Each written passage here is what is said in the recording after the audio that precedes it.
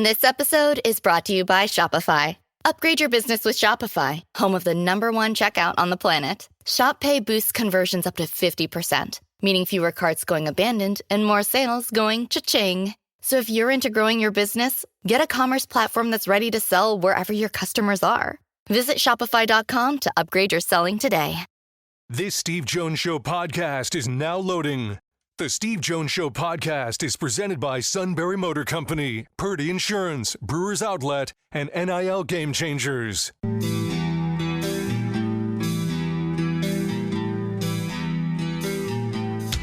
Bringing you an in-depth look at Penn State sports and more. This is the Steve Jones Show on News Radio 1070 WKOK. The Steve Jones Show is presented by Sunbury Motor Company, Purdy Insurance, and Brewers Outlet. Now from the Sunbury Motors Studio, here's Steve Jones.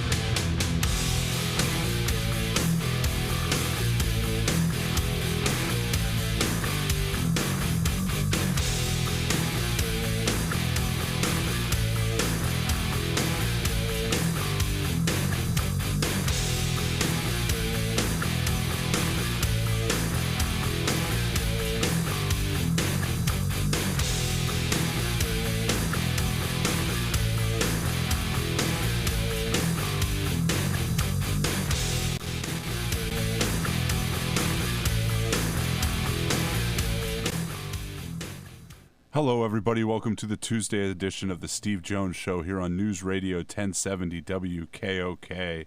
Should be a fun one today. We have Brett McMurphy of the Action Network on at 1:35 to talk a little college sports. Sounds like there's going to be some interesting things to talk about. UTEP looks like UTEP's going to the Mountain West, and Gonzaga has decided to at least join the Pac-12 in basketball. That came out this morning as well. Usual suspects later on. Neil Coulong on the Steelers at 2:05, and Matt's going to join us in the last segment. He had a little bit of something to do right now, so he's going to join us in the back half of the show. Who's that, Matt? Matt. Were you hoping to get out of it? You finally yelled at the kids? What? I don't know. I don't know. The way the weather's going, I don't think it's because he has a high school game. Ooh, that's for sure. So we have Neil today, right? Neil, Brett McMurphy at 1:35, Neil at 2:05. Neil at 2:05. Okay, and then what? We're going to have Wheels on later in the week. Does that sound right? Yeah, Wheels is going to be on tomorrow at 2:05 to talk a little Pete Rose. Yeah. So we will start with Pete Rose. By the way, Ace Baldwin named preseason All Big Ten. That was an easy call. How did I do here? 1, 2, 3, 4, 5, 6. Yeah, I did all right. I had named 10. I got 7.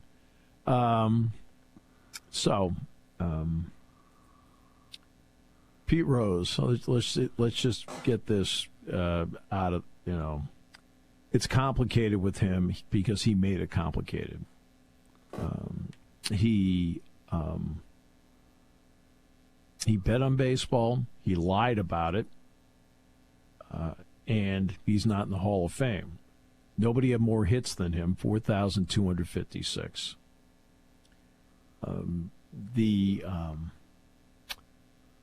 He came up as a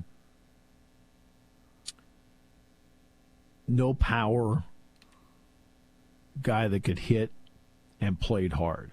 And that was his entire career. He didn't hit home runs. He got hits. He kept getting on base.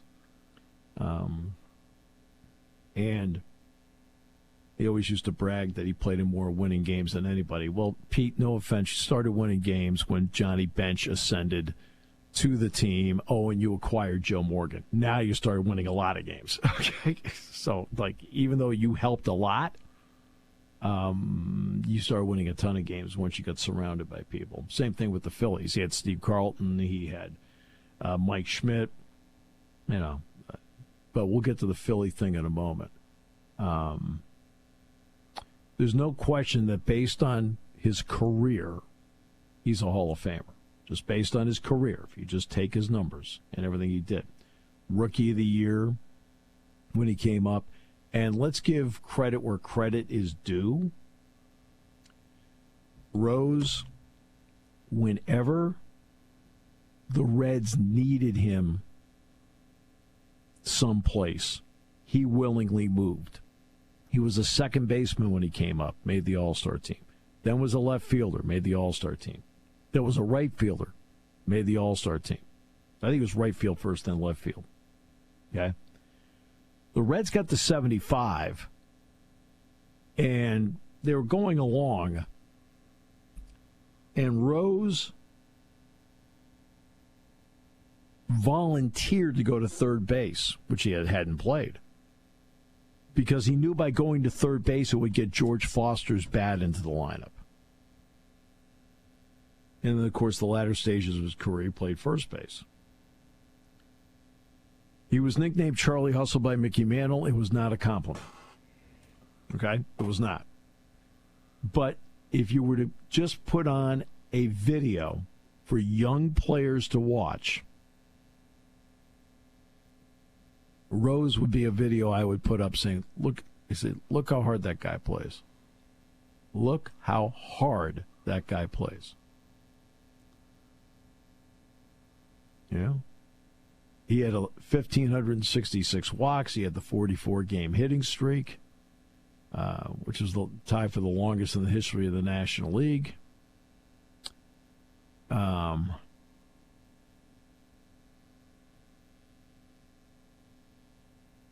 Pete Rose was emblematic of how to play any sport hard.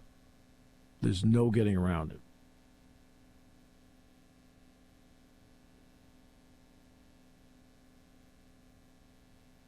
And Rose, for years, denied anything happened. That kept him from getting on the ballot. I mean, Mike Schmidt, Joe Morgan worked hard to try and get Rose meetings with Bud Selig, and he did meet with Selig. Selig spelled out to him what baseball expected if the league was ever going to consider adjusting his life sentence. He'd have to stop gambling, and that means all gambling.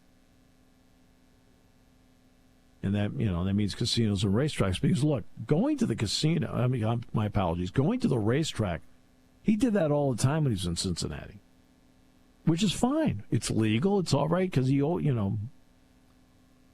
right. But when Rose was done with his meeting with Selig, what did he do?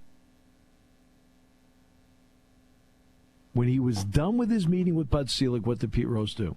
He walked out of the meeting and went right to an appearance at a sports book in Las Vegas. That was it. You're done.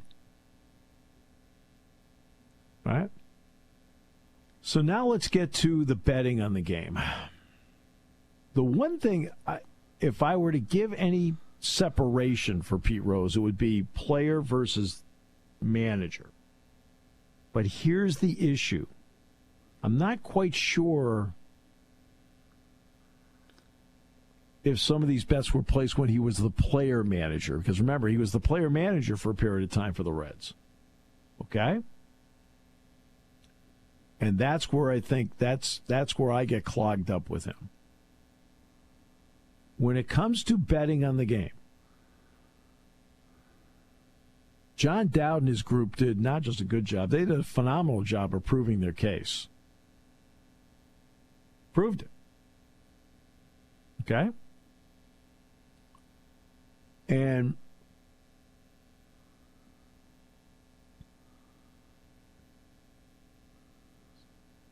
I always enjoy when I hear somebody say, but he bet on his own team to win. Are you that naive about how the sport is played? I mean, really, are you that naive?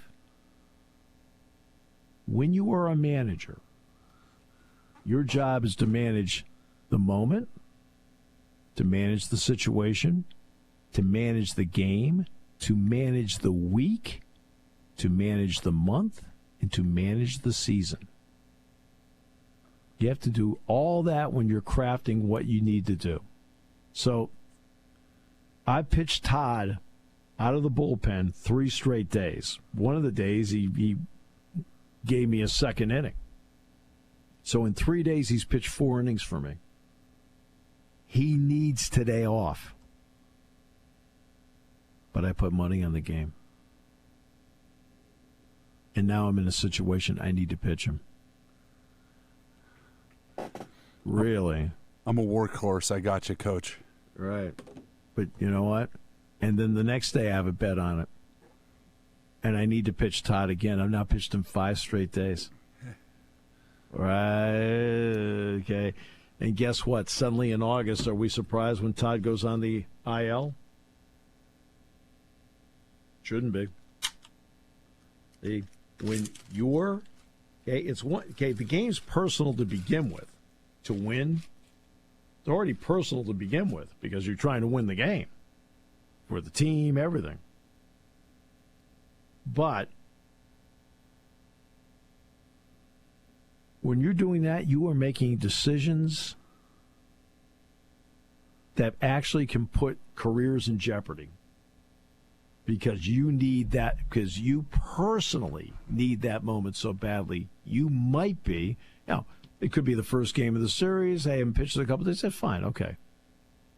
But when you keep going and going and going, and now you've got guys maybe playing, instead of getting a day off here or there, they're not getting any days off. Okay, now I'm pitching how many days in a row? I may be pitching my starter a little bit longer. I mean, there's a whole bunch of decisions you're making.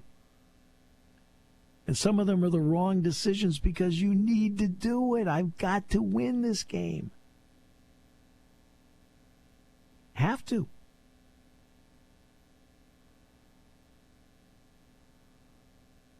And then for the next 15 years, he lied about it, and then the Bud Selig beating. I mean, Mike Schmidt, right, and Joe Morgan worked hard behind the scenes to get that meeting with Selig. So he had it. And as soon as he was done, he went to the casino, to the sports book.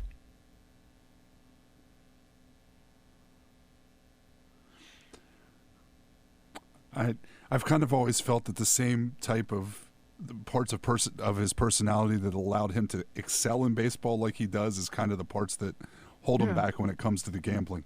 I agree with that. Now, with the Phillies, he comes over the Phillies. I think it was, $800,000 a year. It's like a 4-year, $3.2 million contract, some number like that. The Phillies desperately needed that kind of personality. He played well for the Phillies. Of course, the world-famous catch he made on the deflection off, when Bob Boone couldn't hold on to it. All right. But they needed that kind of personality to get them over the top. They'd been a playoff team. Schmidt was already a great player, one of the best the game's ever seen. They had Steve Carlton still. They had some really good players on that team, but he kind of gave them that attitude and maybe a little additional confidence of a guy who on the field is a true winner. And I think it made a huge difference in the Phillies winning their first ever World Series. Huge difference. He was terrific for the Phillies. All right.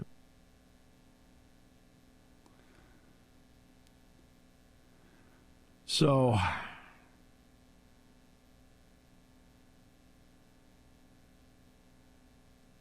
I would have liked to have seen his name at least get on the ballot. That way he could have at least been voted upon. Barry Bonds has been on the ballot. He's been voted upon. Roger Clemens on the ballot has been voted upon. Sammy Sosa was on the ballot. Okay, he's been voted upon. Mark McGwire's been on the ballot. He's been voted upon. I would have liked to see Rose get on the ballot. How about that, Todd? And then decide what to do. Well, I think people think that, his death might get him on the ballot and that he's banned for life. But that's not true either because he's on the restricted list. He's along the same lines as Joe Jackson. So it's Shoeless Joe. So I'm not sure. It's not going to happen. Yeah, I don't think it's going to happen. And it's just, I don't know if quaint's the right word. It just seems so strange in this era of gambling that we're having this we're having this conversation about. But again, in this era of gambling, though, Fans can gamble. Yeah. Participants cannot. Participants can't gamble. It's not even the part of them gambling. I mean, when you were growing up, when I was growing up, that was the worst thing a Major League Baseball player could do. Yeah. And now they're in bed with it. Yeah, the league is in Yes. bed with it. The teams are in bed with it, but the participants can't be. They can't. Okay? You've got guys getting suspended Yes. for placing bets on other sports. Not just their sport, but other sports. You know, we went through last year with Iowa State. We've gone through it in the NFL. You know, I mean, Detroit lost a couple of players for half the season last year, including Williams, because they placed bets not on the NFL, but in the parking lot, and they were using the Wi-Fi of the team. It's a little extreme, but it's the rule. Participants can't bet on their sport. You can't allow it. You can't. And that's universal. It's in European soccer. It's here. It's everywhere. You can't have them been putting down bets. And I've advised my broadcasting class over the years. I said, I've got one piece of advice when it comes to gambling. I said, don't gamble on a game you're covering. I said, it jades your coverage. Well, he was betting, you know, he may have been betting on his team to win.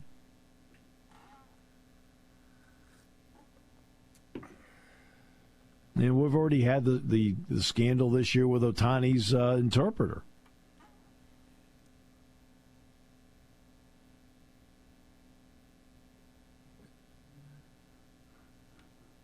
Which is wild that he's going to be sentenced in a couple weeks, and that's all going to be done in less than a year, too. Yeah. It's not as if there are not exhibits in the Hall of Fame for Pete Rose. There are. Yes. There are Pete Rose exhibits all over the Hall of Fame. He's just not in the Hall of Fame as an inductee. But exhibits? He's got exhibits all over the place. The guy loved playing baseball. He grew up in Cincinnati. He loved being a Cincinnati Red. I think he really enjoyed Philadelphia. I don't know how much he enjoyed Montreal the brief time he was there, but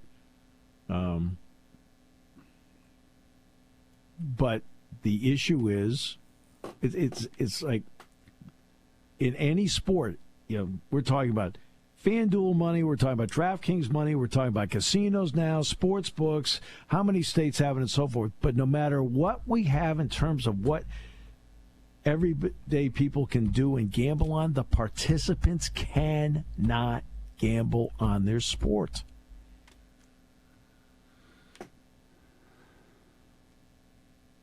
Can't. I mean, you need to have integrity in the sport.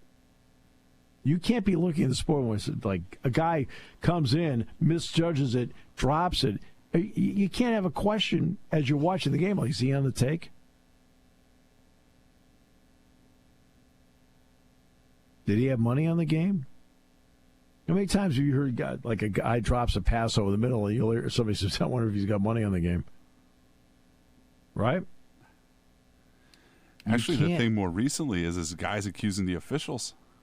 Yeah. You can't. You just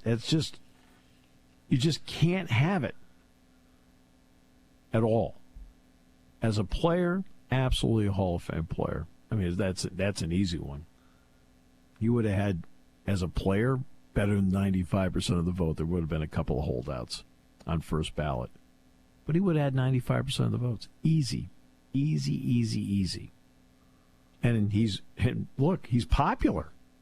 He's popular beyond words. People love Pete Rose. And like I said, if I was showing little leaguers, right? Hey, you want to see how to play the game right? Watch how hard this guy plays.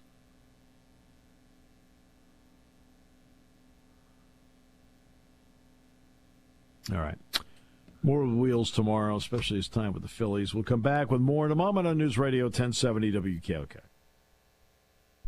This episode is brought to you by Shopify. Upgrade your business with Shopify, home of the #1 checkout on the planet. Shop Pay boosts conversions up to 50%, meaning fewer carts going abandoned and more sales going cha-ching. So if you're into growing your business, get a commerce platform that's ready to sell wherever your customers are. Visit Shopify.com to upgrade your selling today. There's something to be said about a sale with a handshake, a service technician who really knows what he's doing. They can explain it in English what the problem is.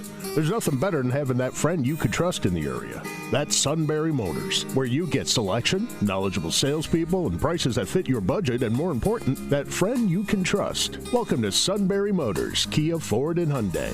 You could shop other dealers and compare prices, but at Sunbury Motors, you get their lowest price promise. They research the current used vehicle market and guarantee their used car prices are the lowest.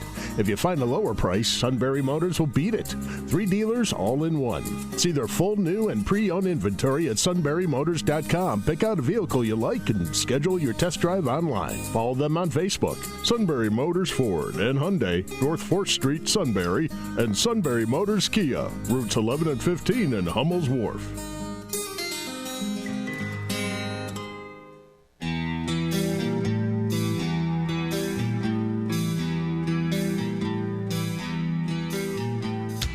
Bringing you an in-depth look at Penn State sports and more. This is the Steve Jones Show on News Radio 1070 WKOK.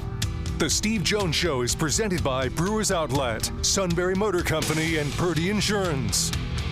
Now from the Sunbury Motor Studio, here's Steve Jones.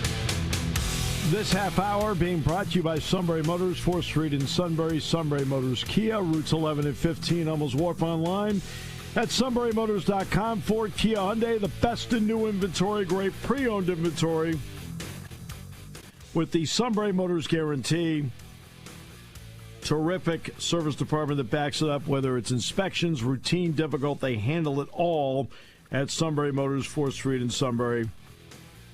Sunbury Motors, Kia, routes 11 and 15 in Hummel's Wharf and online at sunburymotors.com. All right, it's always great when we get Brett McMurphy on the show. Brett, welcome back. It's so great to have you with us. Hey, Steve, how you doing? Doing well. How about you? Hey, I don't know if you heard or not, Gonzaga's going to Pac-12. Some random no-name journalist reported that a week ago, and nobody believed him. But, yeah, that's what's going on today. Actually, when I gave you attribution on the show last week as that random no-name journalist, I thought it seemed right. Is it? I'm going to maybe guess a little bit here, but is Gonzaga going to get a full share in the Pac-12 when this is all said and done, like a football school? That's what I was told when I initially reported that back on September 23rd. Certainly things can change. They still have to get another football member. At that time they were just bringing Utah State on board. So from the sources that correctly told me Gonzaga was going to the Pac-12, the understanding was, yes, they would receive a full share. I don't know if that has officially been determined yet. And to be honest, Steve, I don't think it will be until they get in the 8th football member and can sit down and pass all this out. And also, look, they still got to go to market. They got to get a media rights deal with the new configuration. But I think it's a great move for the Pac-12. I know you don't want to talk about basketball, but certainly with what they were left with and what their options that they realistically had for the Pac-12 all smelled like bad fish. So being able to get somebody like Gonzaga into that league for a basketball partnership is huge for the Pac-12. And, kind of like that Neil Young song, to paraphrase, realignment never sleeps. Well, I'm going to my 43rd season announcing Penn State basketball, so I'll talk hoops anytime. That's not a problem. Okay, there you go. All right. Okay. Now, before I get back to the Pac-12, UTEP is going to go to, it looks like, the Mountain West for them. What kind of fit is that for the Mountain West to then step in and be a replacement team? Well, look, I'm not going to sugarcoat it. They have not been that great in football. They are located in the state of Texas, which opens up that state recruiting-wise. They are, you know your hoops. They've been better than most in basketball. Mm-hmm. They've had some good success there. Basically at this point, Steve, we've gone past the point of the Big Ten adding the 4 Pac-12 schools, and we're past the point of the SEC going with Texas and OU. Now, basically, it's the trickle-down effect, and now these conferences further down the totem pole are basically in a survival mode, and they're just they're grabbing warm bodies so they can keep their membership above 8 to stay an NCAA FBS conference and qualify for the college football playoff. That's what they're doing. So, all things considered, getting UTEP is not bad for the Mountain West. It makes sense from a geography standpoint. I also reported last week that they are having conversations, the Mountain West, with Northern Illinois and Toledo out of the MAC. Yes, folks, they could destroy MACtion for us, which I know a lot of your listeners love. Why in the world are they doing that? People are wondering. Well, those guys would be football-only members. And what that would do is, I talked a little bit earlier about the Pac-12 and their media rights deals. The Mountain West, when they go back to the negotiating table for their media rights deal, they potentially could have a conference, the only conference in America, hang the banner, that spans 5 time zones. Oh, yeah. The 4 in the continental United States and Hawaii. Yeah. So for a network, that adds a lot of value. When you're able to put games on from noon to midnight, now they're not going to make anywhere close to power conference money. But if they can just increase, they're only at $5 million right now. So potentially maybe they can increase that up to $7 million per team, $8 million, maybe $10 million, who knows. But any kind of increase in today's market is huge. And so that's why, Steve, they're looking to dip into the MAC and potentially, it's not going to destroy MACtion. MACtion will always survive. Yeah. As I've said, and this is a compliment, when the world ends, only 2 things will survive, and that is cockroaches and the MAC. So they'll be fine. They just may lose 2 of their members.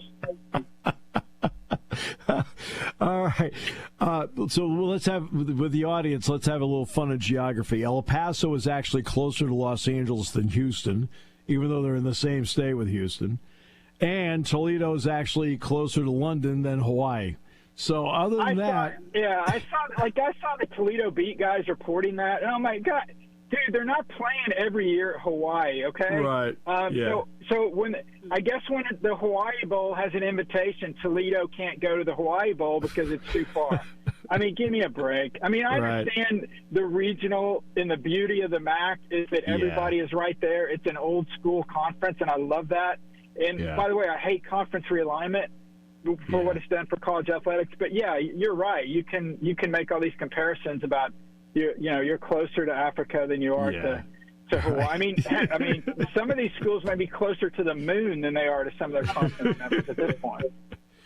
All right, so now let me throw out an interesting chip, and that is Texas State, which has been, FBS for 12, 13 years now, right? Yep. In this lower-level realignment, what kind of chip potentially is Texas State in terms of people wanting them? Well, going back to the desperate times segment of realignment, that's basically where we're at. The Mountain West needs one more. They talked to Texas State. Texas State would rather go to the Pac-12. So that ain't happening. Sorry, Bobcats. Pac-12 does not have any interest in Texas State. So Texas State, has a decision. They can go to the Mountain West, or they can remain in the Sun Belt. And then if there is movement with the American, maybe some teams leave the American, maybe to re-engage with the Pac-12, or potentially if the American loses school, now we're getting several years down the road. The American loses schools to the ACC. If the ACC loses schools, then, maybe Texas State has their sights on getting to the American or something like that. But they're not going to the Pac-12. I think it'd be a good fit for both Texas State and the Mountain West. You establish another brand in Texas. Yep. Gives you 2 schools in Texas. They haven't had a school in Texas since TCU back in 2011. But yeah, that's kind of the next. If you're kind of playing along at home, that's kind of the next one to keep your eye on. Is does Texas State go to the Mountain West? And if not, then Mountain West still has to come up with one more full member. So then for the Pac-12, which needs to come up with one more, give me a couple of candidates.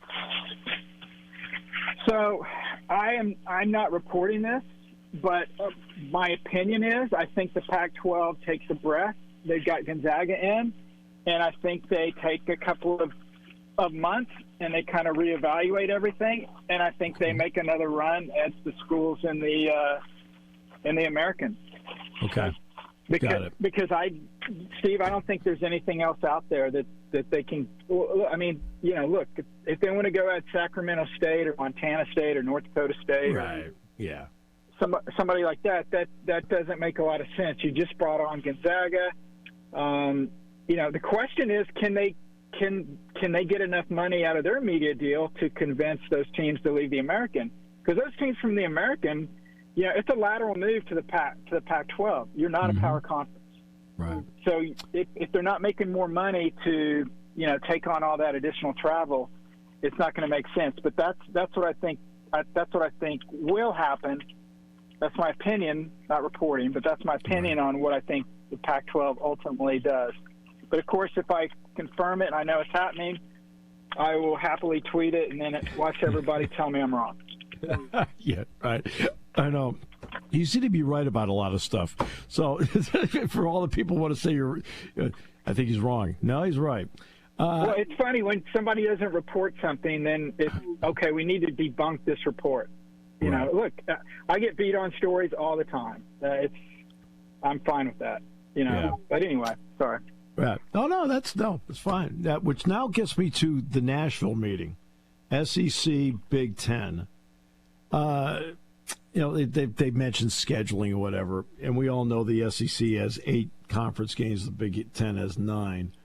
But in the end, is this an SEC Big Ten power play on getting as many as 4 automatic bids for each conference into the college football playoff? I mean, is that a possibility with this? Well, I think it's to get everybody together and just kind of have these discussions face-to-face and decide what exactly they want going forward. What exactly do they want? I know Tony Petitti's a big proponent of 4 automatic bids for those 2 conferences. Obviously, the other 7 conferences disagree, but guess what? The other 7 conferences don't matter. That's just the reality of it. Yep. As far as scheduling agreements, I think that's something that would be another baby step, but a step towards we're going to get to some point down the road where the SEC and the Big Ten kind of take their ball and they go play their own game. They do their own playoff. They do their own season. They do it's NFL light, if you will. Yeah.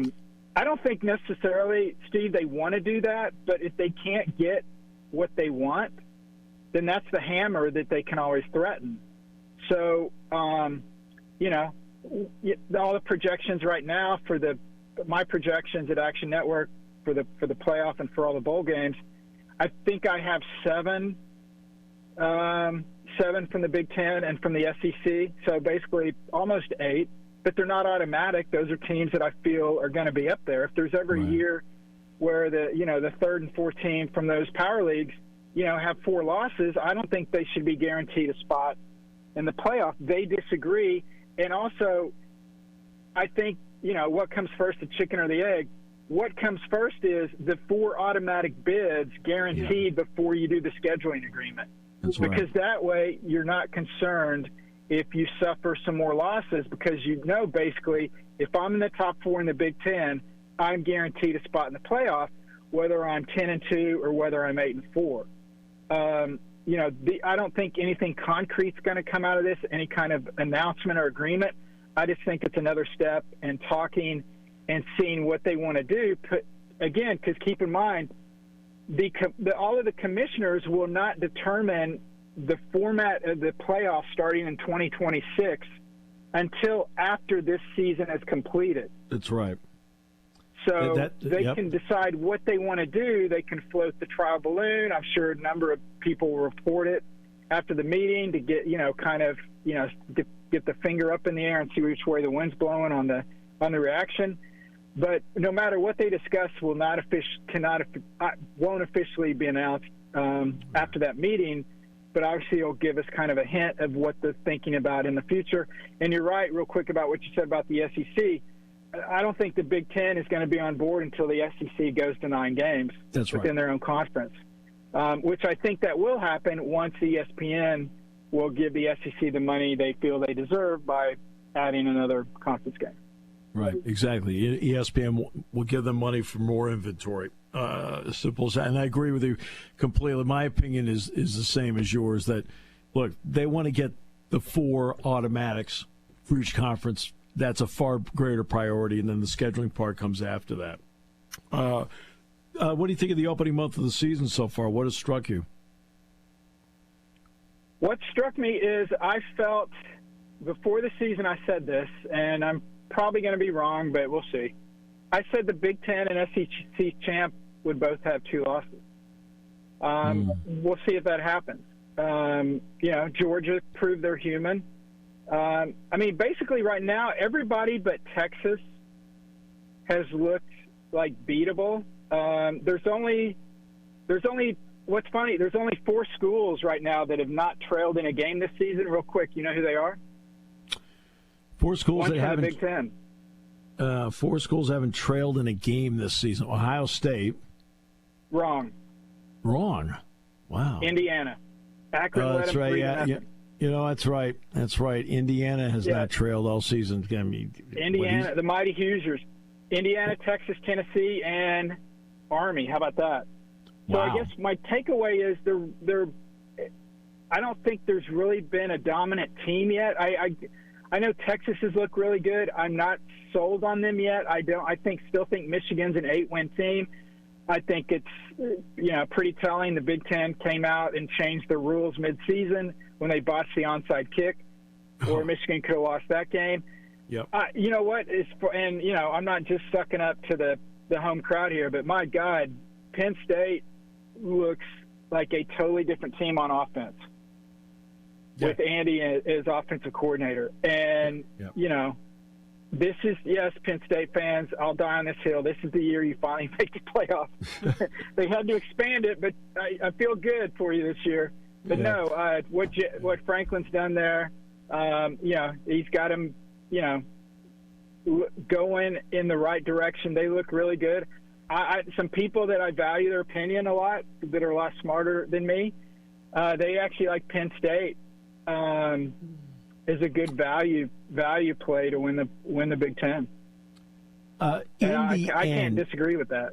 Yeah, in the end, how interested are you going to see? I know it's a once-a-week deal, but the reality of traveling back and forth yet hasn't set in for anybody. I know Washington just did it at Rutgers. How interested are you to see if there's an attrition rate in November for the West Coast teams once they do have to start traveling east and then going back? It's funny. If they win, everyone's going to say it's not that big a deal. If they lose, everyone's going to blame the travel. I don't really think it's going to be an impact. I forgot. It was Lincoln Riley who said, teams do this in the NFL all the time. Why is it such a big deal for college kids? Right. And I kind of agree with that. They're not student athletes anymore. They're players. They're getting paid. They do go to classes, allegedly. They do have other responsibilities, but bottom line, they're getting treated as well as the professionals. They're chartered flights.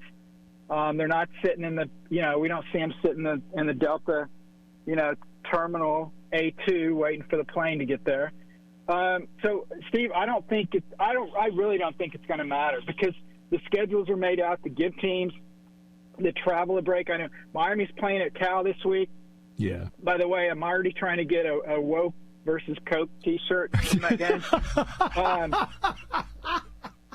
I talked to Miami. They're going out a day early Thursday, right. and they're not coming back until they're not leaving until Sunday. They're not even going to do a red eye. They're just going to sleep in, get up Sunday, come back. They're off the next week. So also the conferences have done a good job. Teams that are traveling cross country, to give them an extra day, give them an off week, to give them some extra time. Yeah. Kind of similar when teams go play at Hawaii, or when teams go play at Africa. Right. See, I completely agree with that. I've been telling everybody when I go out to speak, I said, to be honest with you, to me, you have to do it the right way. I said, but it's no big deal. Penn State, when they go to USC next week, is going Thursday as well. So, they'll figure it out. You adjust. Yeah. So, always a pleasure. You make this boom, it goes like that. Thank you so much for the time, as always, Brett. I can't wait to talk with you again. Hey, thanks, Steve. Thanks for putting up with me. Take care, buddy. Oh, you putting up with you. You're great. Thanks, Brett. Brett McMurphy, Action Network. Crammed a lot of info in there. Remember, the suit complains about going to Jersey Shore. I mean,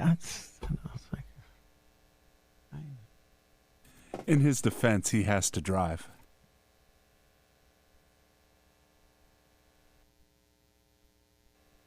Okay. Okay. It's his defense, he has to drive. Oh, yeah.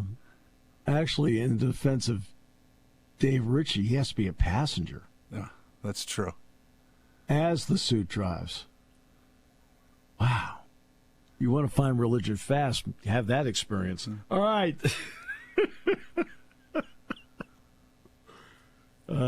He's feeling better, by the way. He's got a way to go, but the suit's feeling better. You're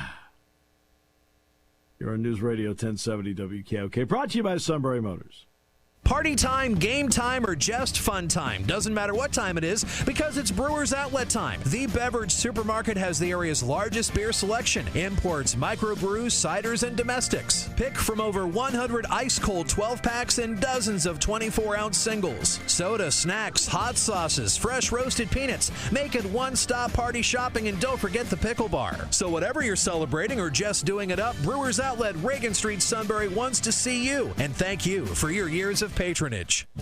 Hi, this is Season. For over 100 years, the Purdy Insurance Agency has been protecting families and businesses of the greater Susquehanna Valley and beyond. With the experience of our trained and knowledgeable staff, you can rest assured that your needs will be evaluated and met by some of the industry's best representatives. No matter what your insurance needs are, call Purdy Insurance today at 570-286-5855. Visit our website at purdyinsurance.com or check us out on Facebook to see what we can do for you.